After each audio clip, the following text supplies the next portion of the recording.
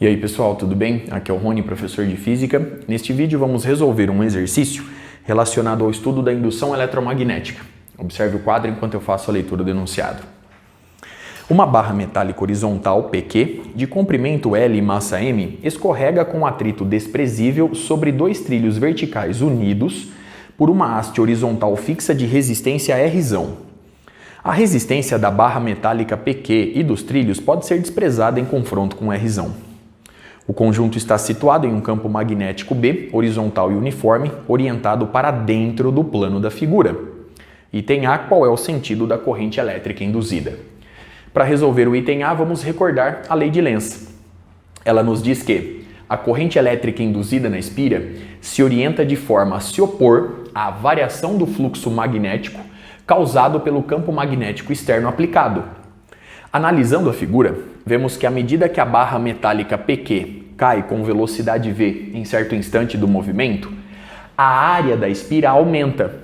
Consequentemente, o fluxo magnético através dessa área também aumenta. Logo, o campo magnético induzido, devido à corrente elétrica induzida estabelecida na espira, se orienta no sentido de se opor a esse crescimento do fluxo magnético. Logo, ele se orienta perpendicularmente ao plano do quadro em direção aos seus olhos. E com isso, pela regra da mão direita, a corrente induzida se orienta na espira no sentido anti-horário. Vamos ilustrar, portanto, este fato. Observe a figura. Você pode ainda comprovar esse resultado da seguinte forma, da mesma forma que fizemos em vídeos anteriores. As cargas elétricas presentes na barra metálica PQ possuem velocidade v na vertical e para baixo no interior desse campo magnético uniforme. Portanto, essas cargas elétricas ficam submetidas a uma força magnética, que se orienta na mesma direção e sentido desse produto vetorial. Colocando a palma da mão na mesma direção e sentido do vetor v e girando-a de encontro ao vetor b, vemos que o polegar, ou seja, a força magnética, se orienta na horizontal e para a direita, impulsionando o movimento das cargas elétricas nessa direção e sentido. Com isso, a corrente estabelecida se orienta no sentido anti-horário, conforme ilustrado na figura. Vamos agora para o item B. Qual é a aceleração da barra? A força de atrito foi desprezada, portanto uma força menos. Na barra, nós temos a ação da força peso. Vamos ilustrar as forças agora. Então nós temos a barra metálica PQ. A força peso está orientada verticalmente para baixo e nós temos também a força magnética.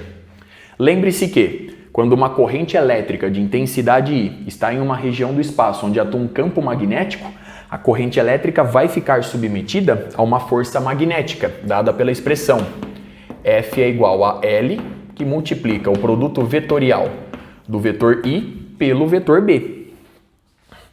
Colocando a palma da mão na mesma direção e sentido do vetor I e girando-a de encontro ao vetor B, regra da mão direita, vemos que a força magnética atua na barra na vertical e para cima. Muito bem. A força-peso possui maior intensidade do que a força magnética, pois no início do movimento, no instante t0 igual a 0, a força magnética nem existia. Portanto, a partir daí, ela começa a surgir no problema. Logo, a força-peso possui maior intensidade do que a força magnética F em certo instante da análise do movimento da barra. Sendo assim, a força resultante, a sua intensidade, é dada pela intensidade da força-peso menos a intensidade da força magnética.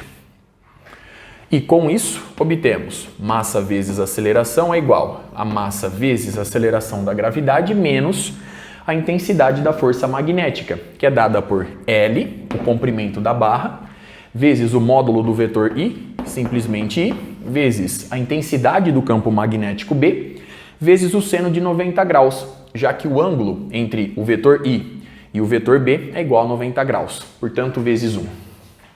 Logo, a aceleração da barra em certo instante do seu movimento é, passando a massa dividindo, G menos I vezes L vezes B sobre a massa Mzinho. Nós precisamos agora determinar a intensidade da corrente elétrica induzida na espira. Para fazer isso, eu vou recorrer à lei de Faraday.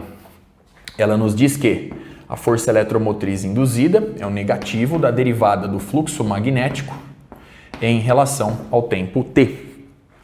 Nesta situação, o campo magnético é uniforme e, portanto, o fluxo magnético é obtido mais facilmente. Então, nós temos menos a derivada em relação ao tempo do fluxo magnético, que é dado pela intensidade do campo magnético, simplesmente B, vezes a área da espira, vezes o cosseno de θ. Eu vou orientar, nesta situação, o versor N perpendicularmente ao plano do quadro em direção aos seus olhos, porque eu quero concordar com a orientação da corrente elétrica induzida na espira. Sendo assim, o ângulo entre o vetor B e o versor N é igual a 180 graus. O cosseno de 180 graus é menos 1, deixando a expressão positiva. Então, nós temos a derivada em relação ao tempo de B vezes A. Logo, força eletromotriz induzida é igual. O campo magnético é uniforme, eu vou retirá-lo da derivação. A área da espira é dada por L vezes X, sendo L constante, L sai da derivação, então eu tenho B vezes L vezes dx dt. Observe, de acordo com o referencial adotado, que à medida que a barra cai, x aumenta com o tempo t. Sendo assim, dx dt nos dá a velocidade da barra, o seu módulo, a sua intensidade. Substituindo a força eletromotriz induzida por R vezes I, obtemos R vezes I é igual a BLV, e com isso, I é igual a BLV sobre R. Substituindo a intensidade da corrente elétrica I na expressão da aceleração, para que a gente possa obter a resposta em função das grandezas físicas fornecidas pelo enunciado, vemos que a aceleração da barra, nesse instante do seu movimento, é igual a... Então, nós temos G menos... Eu vou trocar o I por BLV. Então, B quadrado, L quadrado V, dividido por M vezes R. Observe o resultado obtido e os cálculos realizados até aqui. Dando sequência, vamos agora para o item C. Com que velocidade terminal V0 ela cai? A velocidade se torna terminal quando a aceleração da barra se anula. A partir daí, desse instante, sua velocidade se torna constante e, portanto, ela é igual à velocidade terminal. Logo, eu vou fazer A igual a zero nessa igualdade. Fazendo a aceleração igual a zero, a gente obtém já diretamente aqui que M vezes G é igual a I vezes L vezes B. Lembre-se que A é igual a zero nessa condição. Dando sequência, substituindo I nessa igualdade, obtemos MG é igual ao I BLV sobre R. Então, mais uma vez, B quadrado, L quadrado, vezes a velocidade terminal, VO, sobre a resistência R. Então, MG, não esqueci de nenhum termo, perfeito.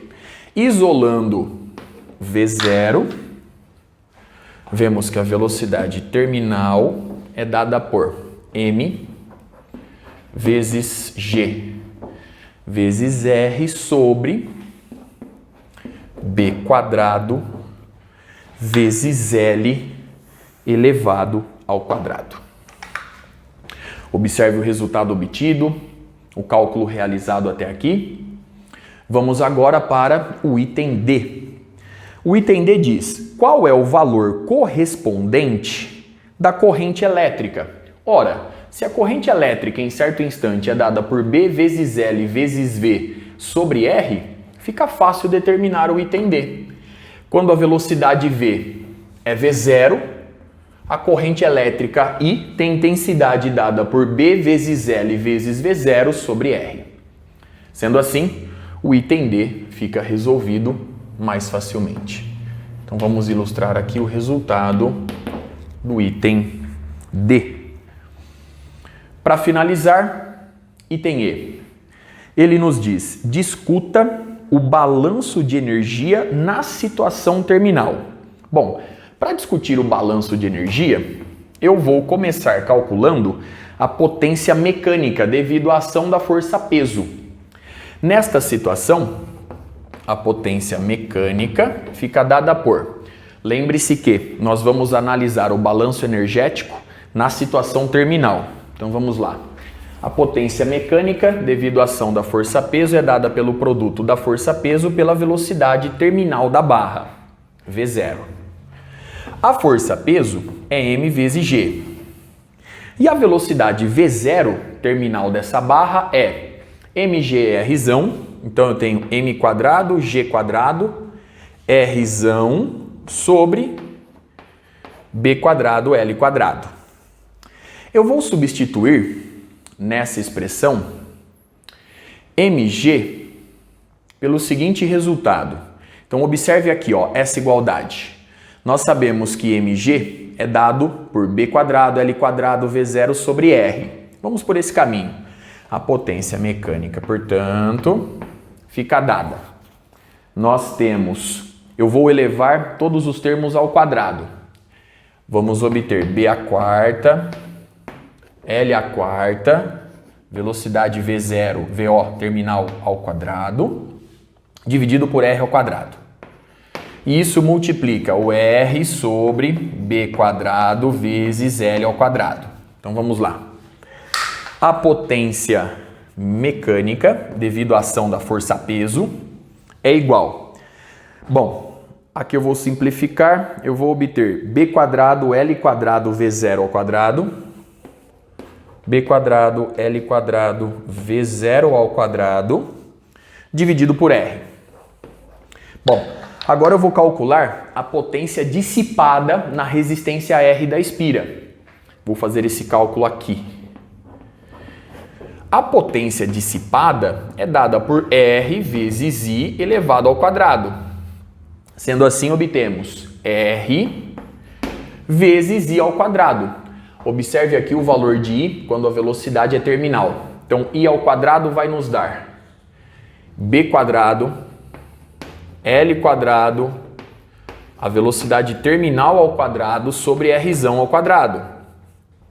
Consequentemente, simplificando R com R quadrado e comparando as duas expressões, vemos que a potência mecânica fornecida devido à ação da força-peso é convertida em potência dissipada na resistência R da espira. Com isso, eu fecho o balanço energético do item E. Observe os resultados obtidos, os cálculos realizados. Com isso, eu encerro este vídeo. Até a próxima.